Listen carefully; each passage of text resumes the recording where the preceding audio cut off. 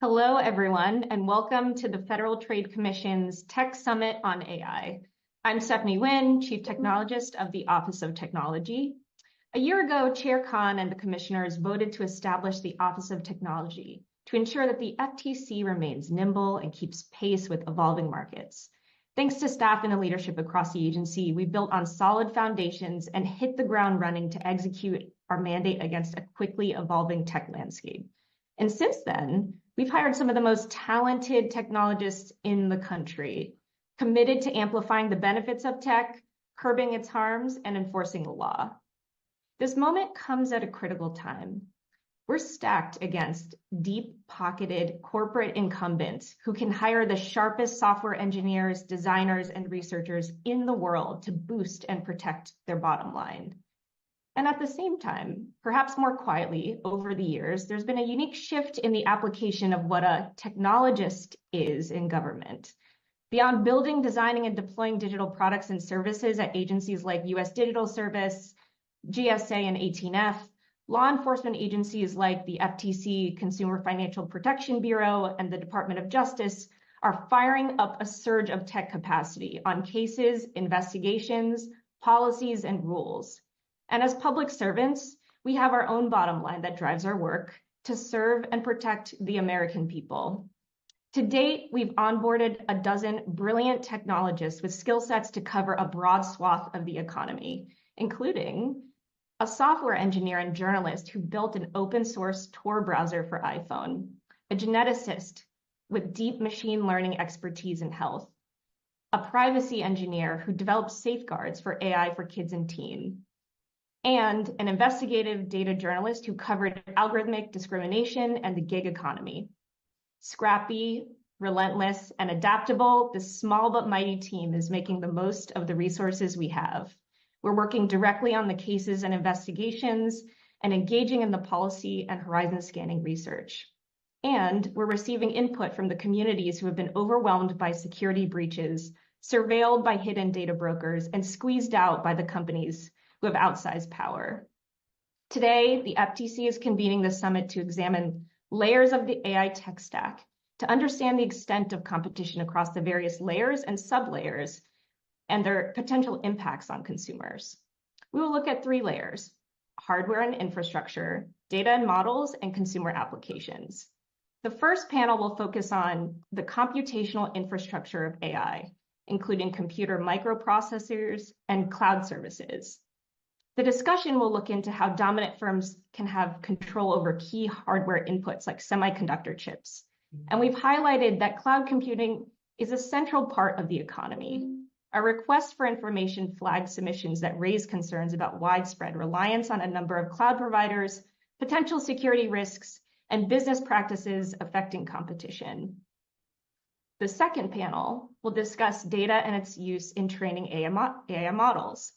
We'll discuss the methods of data collection for model development and training and how they can have implications for competition and consumer protection.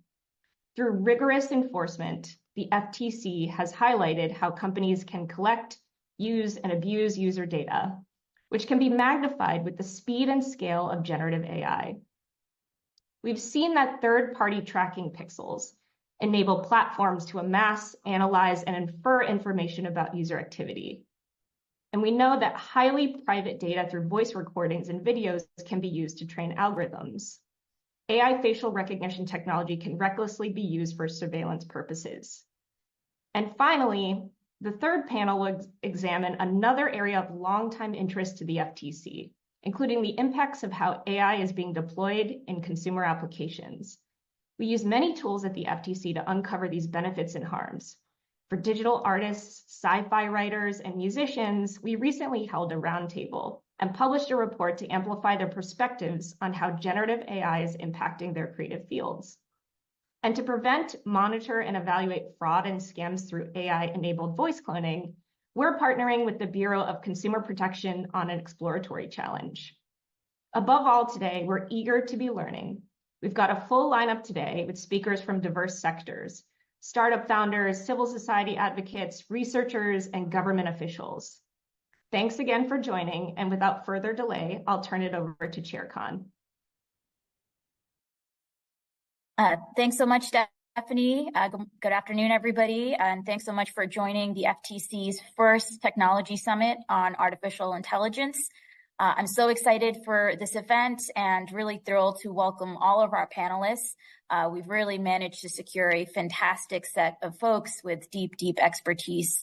And I'm really looking forward to learning from them in the conversation today. I'd also like to just give a special thanks to our Office of Technology and our fantastic Chief Technologist, Stephanie Wynn, for spearheading today's summit.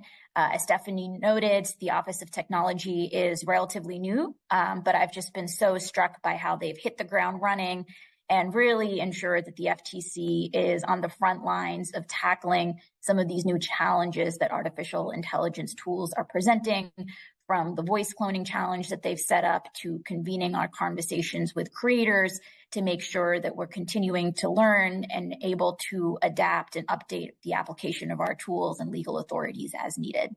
And in partnership with our bureaus of competition and consumer protection, our team has really been working with great agility as we navigate this fast-moving moment of technological opportunity and risks. Over the last 18 months, the rapid deployment of artificial intelligence tools have captured the world's attention, spurring some combination of awe, wonder, apprehension, and fear. We hear how these automated technologies could open up the door to breakthroughs across fields ranging from science to education, making life better for millions of people. But we've also already seen how these tools can turbocharge fraud, automate discrimination, and entrench surveillance, putting people in harm's way. More fundamentally, we face basic questions of power and governance. Will this be a moment of opening up markets to fair and free competition, unleashing the full potential of emerging technologies? Or will a handful of dominant firms concentrate control over these key tools, locking us into a future of their choosing? Which of these potential trajectories AI will take is not an inevitability. The outcome will be a direct result of policy choices that we make now. Zooming out for a moment, virtually every large firm, going back to US Steel in the early 1900s, to Alcoa in the 1930s, to IBM and AT&T in the 1970s, to Boeing in the 1990s, and to dominant technology platforms today, have argued that their market power is good for America and that government officials have often agreed. In the 1990s, officials even reportedly threatened the Europeans with sanctions if they would not allow the merger of Boeing and McDonnell Douglas. As one White House advisor put it, aerospace was the only sector where we have a de facto national champion and you can be out and out advocate for it. And yet, when you concentrate production, as Boeing, for example, has done, you also concentrate risk. And so today we see firsthand some of the real implications of that.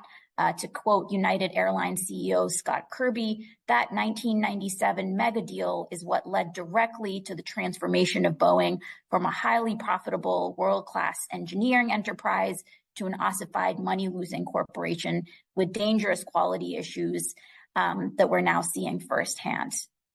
Boeing's journey, unfortunately, is no different from that of many large corporations that policymakers have historically insulated from competitive challenges and whose market power masked the decline of internal capacity. The difference between Boeing and many of these companies is that there's simply no masking airplanes falling apart in the sky.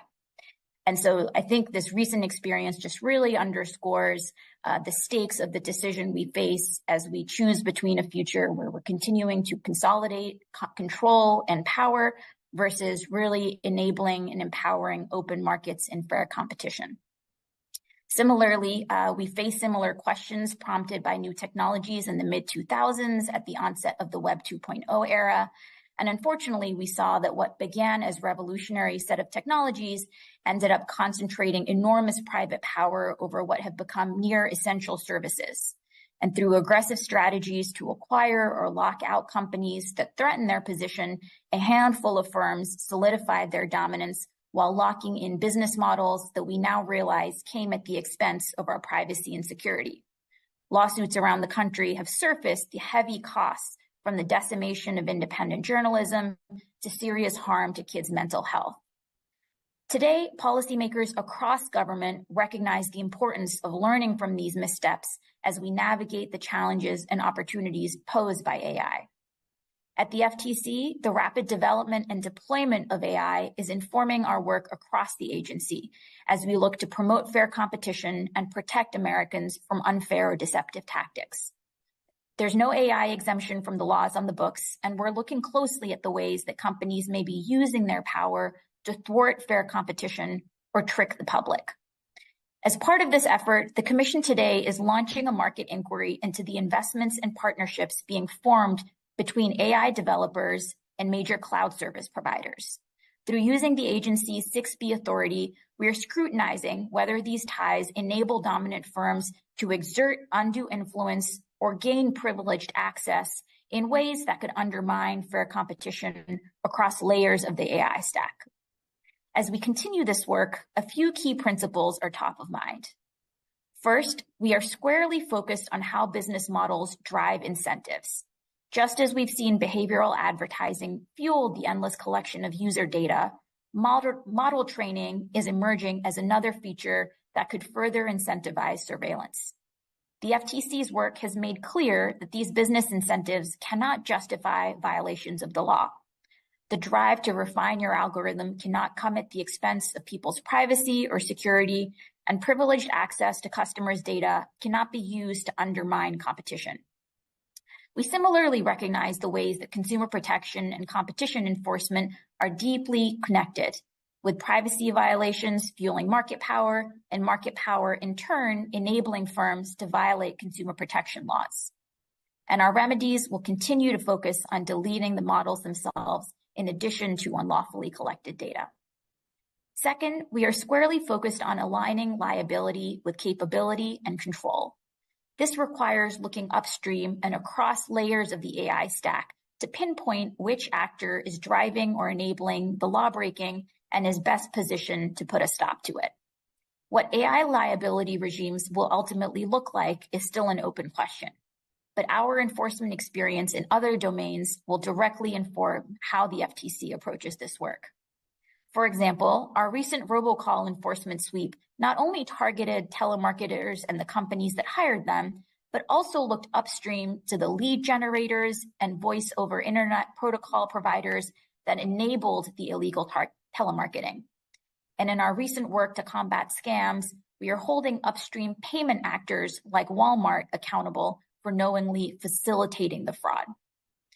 Third, we're focused on crafting effective remedies that address the underlying business incentives and also establish bright line rules on the development, use, and management of AI inputs. The FTC is making clear that some data is simply off the table for training models. For example, our recent order against Rite Aid bans the company from using facial recognition tools after its reckless application of the technology led to innocent people being falsely accused of shoplifting. And our recent cases against data brokers include bans on their using or monetizing people's highly sensitive location data. As we continue to establish rules of the road for AI, it's also essential that we set clear boundaries on the content that can and cannot be used for scraping and model training. The Commission recently held a public workshop with creative professionals to better understand the types of guardrails that would help protect against creators' work being appropriated and devalued by generative AI models, including in ways that may undermine fair competition. Our subsequent report on the creative economy lays out our core concerns and how our authorities may apply in this space. Across our work, we are making clear that firms cannot use claims of innovation as cover for lawbreaking. And we've already made that clear through a number of blog posts and other signals that we're sending to the market to make sure the model as a service companies and cloud providers and others throughout the AI stack know that there's no AI exemption from the laws on the books. Learning from our experience in the mid-2000s, we're using the full scope of our authorities to make sure that these hard-learned lessons don't repeat themselves. Much is uncertain about what the precise future of this technology will look like, but the good news is that we have the experience and expertise to meet the moment. And by continuing to sharpen our thinking and faithfully enforce the law, we can unleash AI's potential benefits while safeguarding Americans from the potential harms. I'm so grateful for today's convenings The types of insights that will be shared today will directly inform how the FTC approaches our work. And so just want to give a big thank you both to our team that helped put together today's event and all the speakers who took out the time to come speak with us. And with that, I'll turn it over to our Deputy Chief Technologist, Alex Gaynor, who will be leading our first panel. Thank you, Chair Khan. My name is Alex Gaynor, and I'm a Deputy CTO in the FTC's Office of Technology. One of the hallmarks of AI for the history of computer science has been that AI is about what is at the forefront of computing, whether that's research into automata studies, which, believe it or not, was the original name